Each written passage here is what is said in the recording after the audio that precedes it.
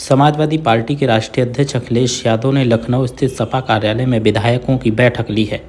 विधायकों की बैठक के दौरान अखिलेश यादव ने विधानसभा से ज़्यादा लोकसभा में वोट डलवाने की अपील की है। सुनिए क्या कुछ कहा है अखिलेश यादव ने।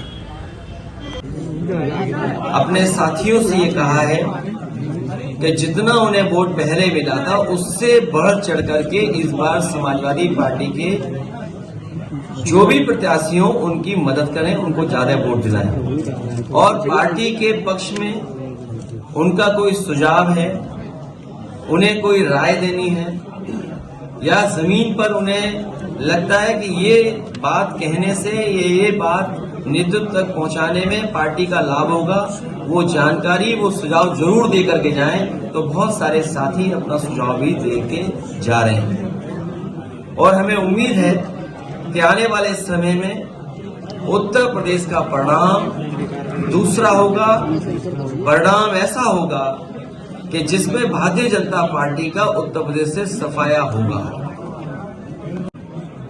भारतीय जनता पार्टी लगातार इस बात का प्रचार कर रही है कि विकसित भारत बनेगा।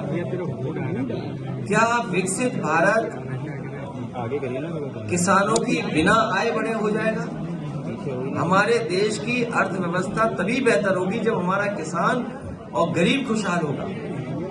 बीजेपी के लोगों ने कहा कि किसान की आय दोगुनी करेंगे, लेकिन आज दिल्ली के 10 साल पूरे हो गए हैं और उत्तर प्रदेश की सरकार के लगभग 7 साल पूरे हो जाएंगे, लेकिन किसान की आय दोगुनी नहीं हुई।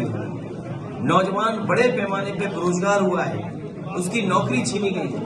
इनकी सरकार में जो भी नौकरी मिल रही है वो अपमान से भरी नौकरी है। समाजवादी पार्टी इस बात को कहती है कि जब भी समाजवादियों को मौका मिलेगा, देश के और प्रदेश के नौजवानों को उनको सम्मान का रोजगार, सम्मान का नौकरी मिलने का काम होगा। जो इन्वेस्टमेंट का सपना दिखाया था वो जमीन पर नहीं दिखाई दे रहा है। 40 लाख करोड़ का सपना दिखाया, एमओयू साइन हुए। अब तो दूसरे प्रदेश के लोग भी एमओयू कराने लगे हैं। हाल ही में तमिलनाडु में देश के प्रधानमंत्री गए, देश के बड़े उद्योग मंत्री गए, वहां भी एमओयू हो गए।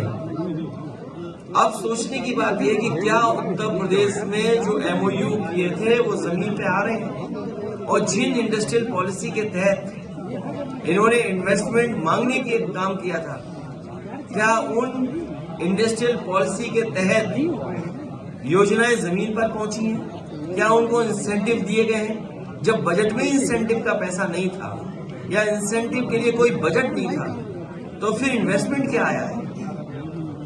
कानून व्यवस्था पूरी ध्वस्त हो चुकी है और उत्तर प्रदेश ने ऐसी लूट कभी नहीं देखी होगी। हर स्तर पर लूट है, चाहे वो थाने हो, चाहे वो तहसील हो या कोई विकास कार्य हो रहा हो। इतनी लूट उत्तर प्रदेश ने कभी नहीं देखी जो भारतीय जनता पार्टी की सरकार में हो रही है। इतना भेदभाव, इतना अपमानित करने का माहौल, कोई सुनवाई किसी की नहीं है। इसलिए आने वाले समय में ये हम सब लोग मिलकर के भारतीय जनता पार्टी को सबक सिखाने का काम करेंगे। ये उत्तर प्रदेश में समाजवादियों ने मेट्रो हर शहर में दी। लखनऊ की मेट्रो समाजवादियों की देन है, कानपुर की मेट्रो समाजवादियों की देन है, आगरा की मेट्रो समाजवादियों की देन है, दिल्ली से नोएडा जोड़ने वाली मेट्रो समाजवादियों की देन है, नोएडा से ग्रेटर नोएडा जोड़ने के लिए समाजवादियों की देन है। और हमें खुशी है इस बात की, आज मैं एक अखबार का कॉलम पढ़ रहा था जिसमें ये आंकड़े बताए गए हैं कि 2017 के बाद और अभी तक 8.4 करोड़ लोगों ने मेट्रो में सफर किया है। इतनी बड़ी उपलब्धि भारतीय जनता पार्टी की किसी योजना की नहीं होगी जो लखनऊ में समाजवादी पार्टी की सरकार में बनी थी मेट्रो, उसकी उपलब्धि दिखाई दे रही है। और मैं तो कहूंगा देर आए दुरुस्त आए।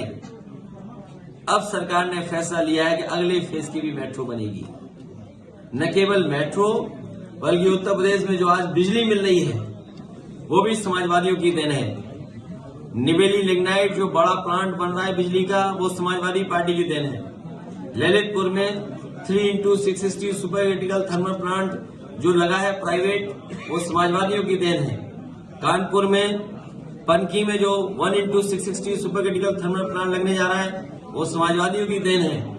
एटा में 3x660 super critical thermal plant जो लगने जा रहा है और लग गए होते ये कारखाने, अगर बीजेपी ने ध्यान दिया होता तो उत्तर प्रदेश को 24 घंटे और सस्ती बिजली उपलब्ध हो गई होती। लेकिन सरकार ने अभी तक कोई कारखाना जो पहले लगना शुरू हुआ था अभी तक पूरा नहीं किया है। आप विकास कार्य की ले जाएंगे सर, महिलाओं की सुरक्षा की बात कही जाए, अभी तक की कहीं ना कहीं इंसाफ नहीं मिल पा रहा है महिलाओं को, ये महिलाओं की सुरक्षा की बात कर रहे हैं। एनसीआरबी के अगर हम आंकड़े देखें, उत्तर प्रदेश में सबसे ज्यादा असुरक्षित महिलाएं हैं। एनसीआरबी के अगर हम आंकड़े देखें तो जब से भारतीय जनता पार्टी की सरकार दिल्ली में आई है 1 लाख किसानों ने आत्महत्या की है। अगर हम एनसीआरबी के आंकड़े देखें तो उत्तर प्रदेश कस्टोडियल डेथ में सबसे आगे बढ़ता हुआ नजर आ रहा है। सबसे ज्यादा बेरोजगारी यहाँ पर है, सबसे ज्यादा नौजवान निराश हुआ है। तो एनसीआरबी के अगर हम आंकड़े जाने और देखें तो उत्तर प्रदेश बहुत पीछे दिखाई देता है। सर, आपने जो पीडीए बनाया है